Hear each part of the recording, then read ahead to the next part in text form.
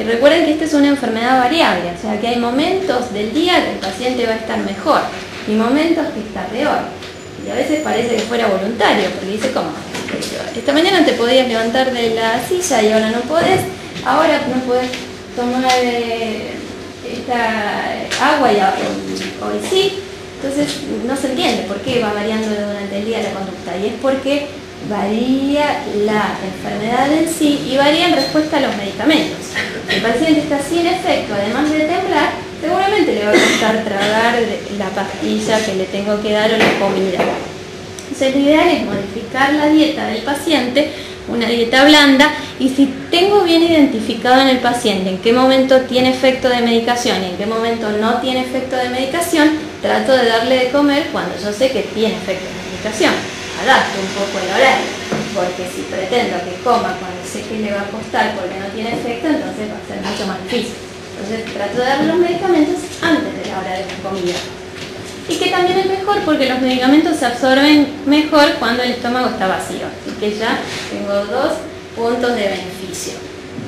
Comer sentado siempre para que no se ahogue el paciente y no vaya el alimento al aparato respiratorio, que eso nos complica porque se puede infectar y luego tiene una neumonía y la podríamos haber prevenido. La cialorrea, que es el aumento de la cantidad de saliva, ocurre cuando el paciente está durmiendo, que se levanta y la almohada está mojada durante el día, que aumenta esa saliva. A veces se cree que no es que aumentó la producción, sino por el problema que les conté antes, de que no traga bien el paciente, la saliva es la misma, pero lo traga mucho más lento. Nosotros tragamos automáticamente, no estamos pensando yo mientras hablo que tengo que tragar saliva ahora para hablar y luego trago de nuevo. Lo hacemos automático. Acá no, entonces si no el paciente no concientiza ese momento, tengo que tragar saliva, que también es trabajo de una fonoaudióloga, de una rehabilitación, que se vuelva a enseñar eso, cómo tragar saliva, va a aumentar. Va a costar que la trague. Hay otras estrategias de tratamientos para esto también, para disminuir la cantidad de saliva. Hay algunas: jugo de papaya, dormir con 2 almohadas o elevar la cabecera como medidas para que el paciente no acumule saliva durante la noche, explicarle que hable y trague saliva, hacerlo consciente de eso, y luego bueno, hay fármacos que podemos hablar luego cuando, si quieren preguntármelo, hablamos luego de específicamente tratamientos para cada una de estas cosas. Trastornos sexuales, pérdida del interés, del deseo sexual, dificultades eréctiles. Se pueden utilizar el sildenafil, pacientes que hayan tenido un chequeo cardiológico y que estemos seguros que no va a haber ningún problema allí. Constipación, que es otro de los problemas.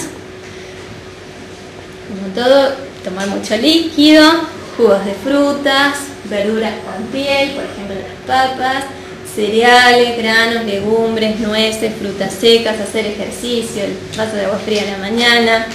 Otros medicamentos con macrolol, que es un tipo de laxante que también es bastante efectivo para esto.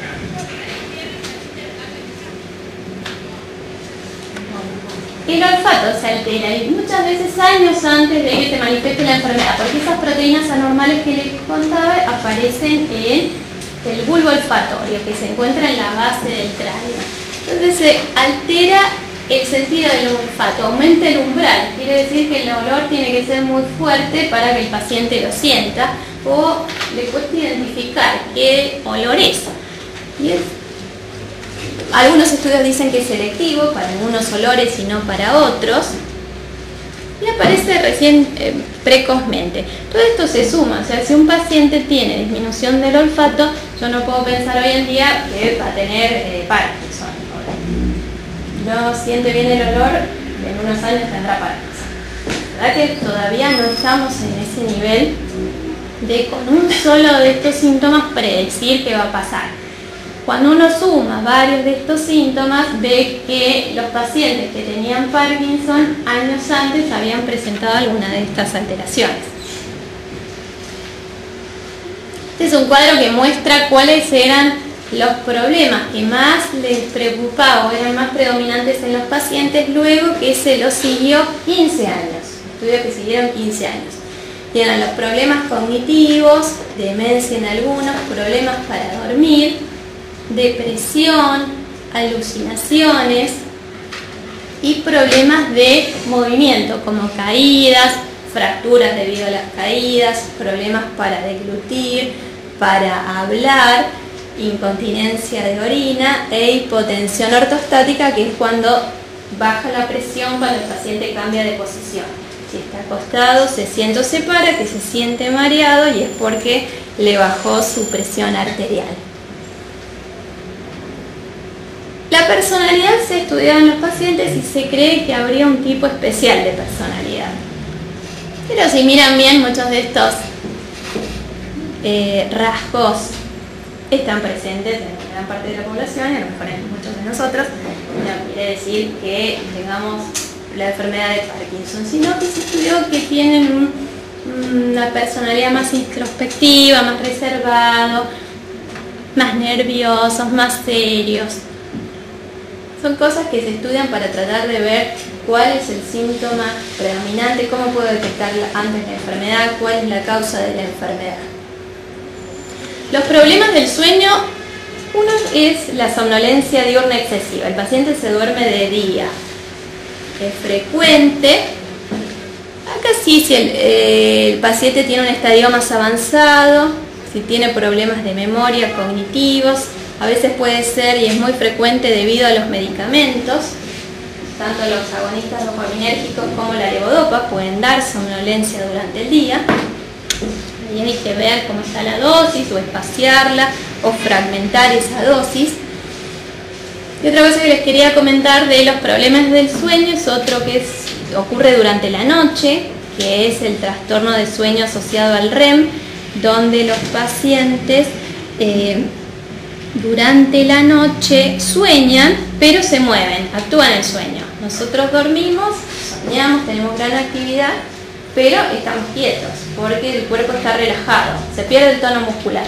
En estos pacientes hay una dificultad en esa pérdida del tono muscular, no existe la atonía, entonces actúa el sueño. Grita, patea, se mueve, le pega al acompañante a pacientes que se han caído de la cama. Entonces eso se llama trastorno de sueño asociado al REM, porque REM es la etapa del sueño donde hay actividad onírica de sueño. Y eso también se ve muchos años antes. Si preguntan a un paciente años antes, 20 años que estamos casados hace 40, hace 20 años que no puedo dormir porque él toda la noche grita, me patea, se mueve. Porque el paciente muchas veces, si no se cayó de la cama, no se enteró de esto, sino el acompañante es el que lo relata. ¿Y cuál es la causa de la enfermedad? Todavía seguimos con las preguntas. ¿Es una enfermedad genética? ¿Se debe a algún factor del medio ambiente? En cuanto a lo genético, solamente el 10% se piensa que la genética estaría involucrada. O sea que la mayoría de los pacientes son esporádicos, donde no hay una causa genética, no es hereditaria. Hay algunos genes ya que se han identificado, pero en general no son genéticas. Y hay algunas exposiciones del medio ambiente que pueden estar relacionadas con la enfermedad. Por ejemplo, asociaciones inversas, que quieren decir protectoras o que disminuyen el riesgo de tener la enfermedad.